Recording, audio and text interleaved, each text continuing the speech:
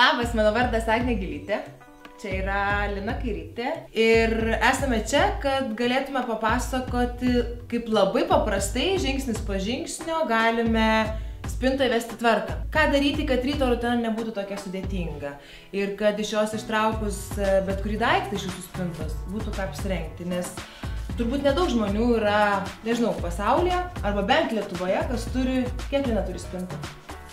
2? Kodėl? Kol kas tik 2. Nes viena yra darbe, kita yra namuose ir dažniausiai per dieną tenka persirinkti 2 kartus. Ir toks chaosas nuolat tęsiasi. Skamba sudėtingai, bet man atrodo, kad mes galim kartu žingsnis po žingsnio pasižiūrėti, kaip susidėlioti tą spintą. Tai planas yra toks. Mes pasižiūrėsime, kas yra Linos tikroje gyvenimiškoje spintoje. Mes užmesime akį į tai, kokie siluetai galėtų tikti Linai ir ko trūksta jos spintoje. Ar yra daiktų, kuriuos, lyg ir įsigijo su meile, su energija, su noru dėvėti, bet finale nedėvi. Kodėl? Ir bandysime surasti tas trūkstamas puzlio detalės, kad garderobas būtų pilnas ir būtų ką apsirengti. O tas trūkstamas detalės dėliosime, aišku, kad iš parduotuvės sortimento. Tai reiškia, pirksim vien juodus drabužius? Man atrodo, kad be juodų tikrai galime išgyventi. Tau, man atrodo, nuostabiai tinka šviesios spalvos. Žodžiu, milijonas dalykų, kuriuos reikia aptarti, bet gal mes galim keliauti į Linos spintą.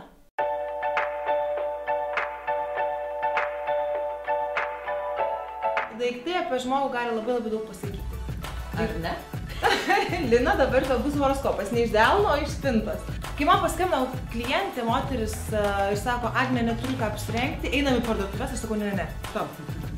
Nes pirkti, žinot, yra labai paprasta. Tai įsigyji prekės, smogi kreditinę kortelę, esi laiminga, bet grįžti namo ir vis tiek nėra ko rengtis, ar ne? Tai mūsų mintis yra ta, kad mes prie turimų daiktų, kurių nedėvime, pirmiausia, surandame, pavadinkim, poras, ar ne? Daiktus, kurie atėjus derinius, galim sukurti, kasdienius komplektus, tiesiog ką su kuo, prie ko, kada, kur, kodėl ir kaip dėvėti. Ar tu pati tvarkaisi savo spintą, ar aš, tarkim, klientės spintą tvarkau. Visą laiką gimsta 4 krūvos, 3 iš jų reikalingi maišai. Pirma krūva yra tie daiktai, kurie lieka, kurie tinka, patinka, kaip tavo mėgstamas rožinis paltas, kaip, tarkim, įprasti džinsai, geras švarkas, mėgstu, nešioju ir panašiai. Antra krūva yra ta krūva, kur abejoji, ne? Ir kur tie daiktai, žinai, tikiuosi tokių neturi, kai būna, dovanojo vyras, parvežė iš kelionės, labai baisi suknelė, bet jeigu ateis patikrinti, ar turiu ją turėti. Oi, ne. Maždaug tokie, ne? Bet čia krūva yra tie daiktai, kurie netinka. Žinai, kaip nusipukavę, nusiburbuliavę, dideli, maži. Bet emocinis ryšys stiprus, ar ne? Taip, bet tą bambagyslę mes kerpam, kraunam maišą ir, nežinau, išmetam, išdalinam. Ir įdomiausia yra 4 krūva, apie kurią mes dabar išnekam. Tai yra tie daiktai, kurie yra kaip ir puikus, ar ne, mes dar peržvelgsim. Bet, nežinai, su ko jūs dėvėti ir dėl tu jų negali dėvėti. Tai jų likimas dar priklauso nuo to, ar mes rasime daiktus, su kuo gali jūs dėvėti. Tai attention, Linos spintos. Teismas prasideda. Karuon. Pavyzdžiui, kam pirkti vieną megztinį, jau galima 2 vienodus. Lina neišsirinko vienos spalvos. Dėl to paėmė 2. Lina, yra labai dar geras pirkimo būdas. Pavyzdžiui, eini ieškoti palto, neturi palto. Apeini prekybos centrą, nerandi palto, nusiperki batus. Čia įprastas. Dažniausiai taip ir būna. Kaip tu bandėjai jos dėvėti, galbūt bent kartą 2, tos prie aptemptų juodų džinsų ir odinių kelnių bandžiau užsidėti. Ir bet man kažko trūko viršuje. Čia? Taip. Tai galėtų būti gal marškiniai arba šalikas. Kas manęs netenkina jų ilgis. Gervės. Kas nematote čia gervių? Linda pirkdama to nematė. Tikrai labai gražus drabužis. Ir čia vienareikšmiškai norisi siauros apačios, Lina, bet tu tą puikiai supranti. Tavo plius siluetas yra tas toks tipinis berniokiškas, jeigu tai galima sakyti.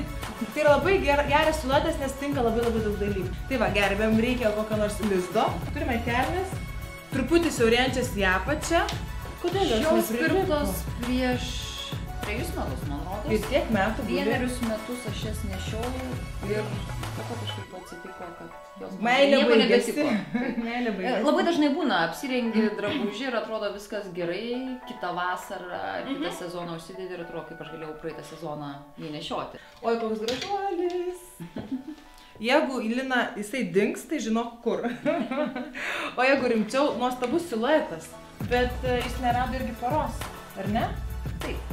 Bet iš to gali gimti, žiūrėk, toks ištraukus. Bet iš to gali gimti ir kažkaip mano galva labai, na, toks subtilus, beveik kokteilinis vakarinis variantas. Pagalvok, aukštakulniai, ryškesnis makiažas, šilko palaidinė, galima būtų pabandyti.